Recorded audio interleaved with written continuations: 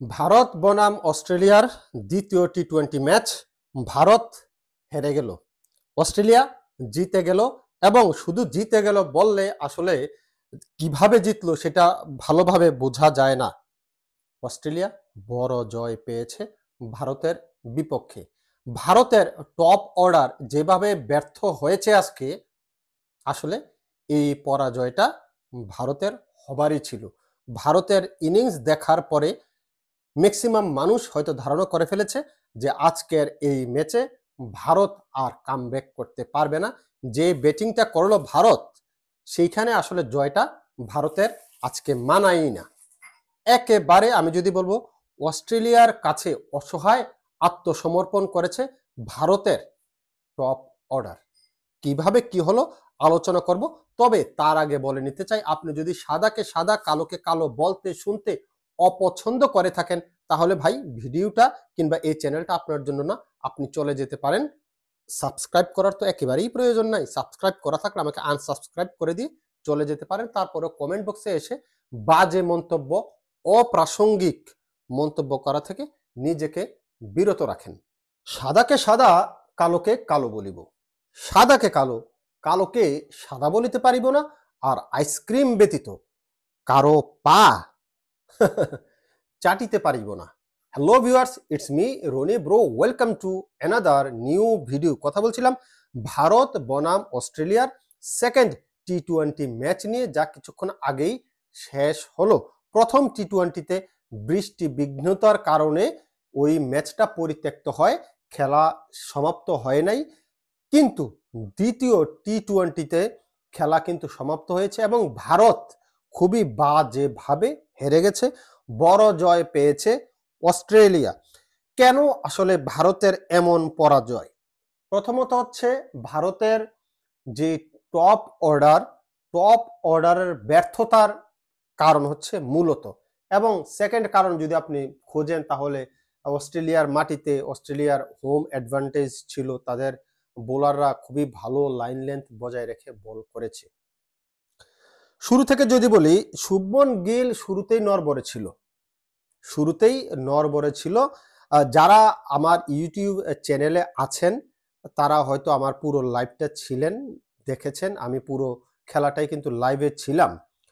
আমি ফেসবুকে লাইভে আসি না, কারণ অনেক কপিরাইট প্রবলেম থাকে। ইউটিউবে স্বাধীনভাবে কাজ করা যায়, যার কারণে আমি ইউটিউবে থাকি। ইউটিউব যারা আমাকে আমার চ্যানেল চিনেন না বা চ্যানেলে নাই, তারা আমাকে সার্চ করতে পারেন রনি ব্রো দিয়ে, তাহলে পেয়ে যাবেন ইউটিউবে। আমি সেখানে লাইভ করি। তো যারা লাইভে ছিলেন, আমি আসলে ডিসকাস করেছি কোথায় ব্যর্থতা ছিল, কোথায় ভুল ছিল ভারতের, তারা হয়তো জানেন। আর যারা দেখেন নাই তাদেরকে বলছি, শুরু থেকে শুভমন গিল কিন্তু নড়বড়ে ছিল। তার 10 বলের ইনিংসে বেশ নড়বড়ে ছিল, 5 রান 10 বলে, সেটাই আসলে প্রমাণ দেয়। অভিষেক শর্মা একদিক থেকে ইনিংসকে বিল্ড আপ করছিল, নিজে রান করছিল, দলের রানকে এগিয়ে নিয়ে যাওয়ার ট্রাই করছিল, কিন্তু অপর প্রান্তে যারাই আসছে তারাই নিজেদের উইকেট থ্রু করে দিয়ে আসছে। শুভমন গিলের আউটের পরে দেখলাম যে গৌতম গম্ভীর কোচ একটা সিদ্ধান্ত নিল যে সানজুকে ওয়ান ডাউনে পাঠাবে। ওয়ান ডাউনে আগে করছিল, দেখলাম যে অধিনায়ক সূর্যকুমারের আগে ওয়ান ডাউন করেছিল। এর আগে তিলক ভার্মা, সেই জায়গাটাতে তিলক ভার্মাকে পিছিয়ে নিল, সূর্যকুমার আগে আসলো। আবার আজকে আবার সূর্যের আগে ওই যে তিলককে না পাঠিয়ে সানজুকে পাঠালো। এটার কারণ হচ্ছে রাইট হ্যান্ড লেফট হ্যান্ড কম্বিনেশনটা ঠিক রাখতে গিয়ে আসলে এমনটা করেছে, তবে সাকসেস হয় নাই এই জায়গায়। অভিষেক শর্মা একদিকে থাকলো, সানজু 4 বলে 2 রান করে এলবিডব্লিউর ফাঁদে পড়ে, ইলিশের বলে পরে যখন অধিনায়ক সূর্যকুমার আসে, সূর্য একই অবস্থা, নড়বড়ে ছিল। সূর্য যেভাবে আসলে ক্যাচ তুলে দিল হাজেলউডের বলে ইংলিশের কাছে, 2 বল থেকে 0 রানে কিন্তু অধিনায়ক সূর্যকুমার ফিরে গেছে। পরবর্তীতে তিলক ভার্মা আসলো, তিলক ভার্মা এলোপাথারি ব্যাট চালালো, আসলে দায়িত্ব জ্ঞানহীন শট যাকে বলে। তিলক ভার্মা কিন্তু আজকে সেই দায়িত্ব জ্ঞানহীন শট খেলেছে, 2 বলে 0 রান করে আউট হয়ে গেছে। আকসার প্যাটেল ভালোই খেলছিল, তবে রান আউটের শিকার হয়ে গেছে। 12 বল থেকে 7 রান করে আকসার প্যাটেল আউট হয়ে গেছে।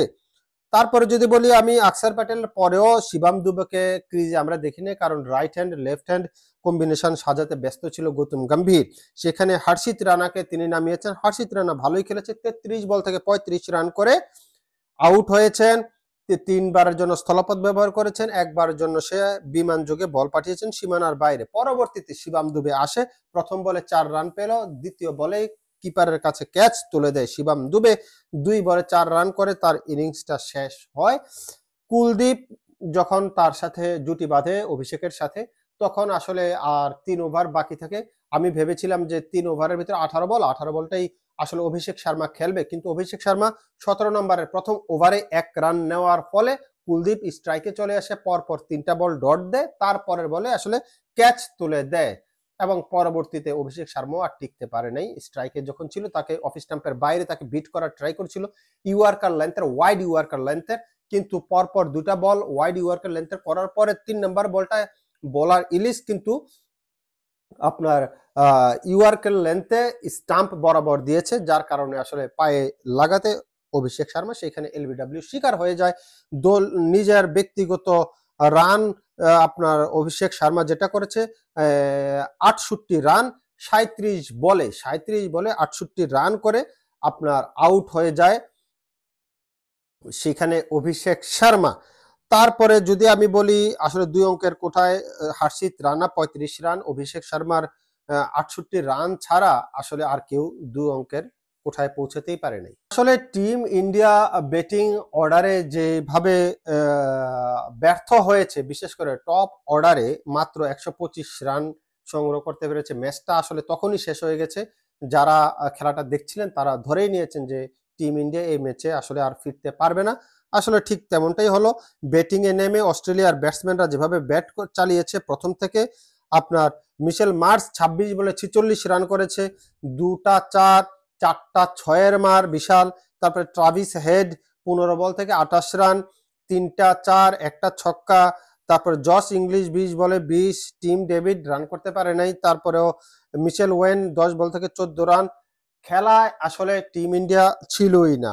51 রানে তাদের প্রথম উইকেট পরে, ট্রাভিস হেডের উইকেটটা পরে, তখন 4 ওভার মাত্র শেষ হয়। তারপর মিশেল মার্শ 87 রানের সময় আউট হয়, তখন 7 ওভার শেষ হয়। তারপরে 87 থেকে 90 এই জায়গাটাতে আরেকটা উইকেট পরে টিম ডেভিডের। তারপরে আসলে আর রানে বাকি থাকে 10-12, সেখানে 112-র সময় জশ ইংলিশ আউট হয়, মিশেল ওয়েন আউট হয় 124-এ, লাস্ট 1 রান বাকি থাকে। সুতরাং টিম ইন্ডিয়া আসলে যে জায়গাটায় ফেইলিওর হয়েছে সেটা হচ্ছে ব্যাটিং লাইন আপ। ব্যাটটা এতই খারাপ করেছে, বোলারদের আসলে কিছু করার ছিল না। বোলিং লাইন আপে চাপা মাইর খেয়েছে আজকে হর্ষিত রানাকে ভাই চাপা মাইর দিছে, সংসারে মন নাই হর্ষিত রানার। তারপরে হর্ষিত রানা রান দিয়েছে আপনার 2 ওভারে 27 রান, 13.5 করে। চাপা মাইর যাকে বলে তাকে সংসারে মন নেই, তাকে দেশের বাড়ি পাঠাইতে হবে, পাঠাইয়া আম কাঁঠাল খাওয়াতে হবে।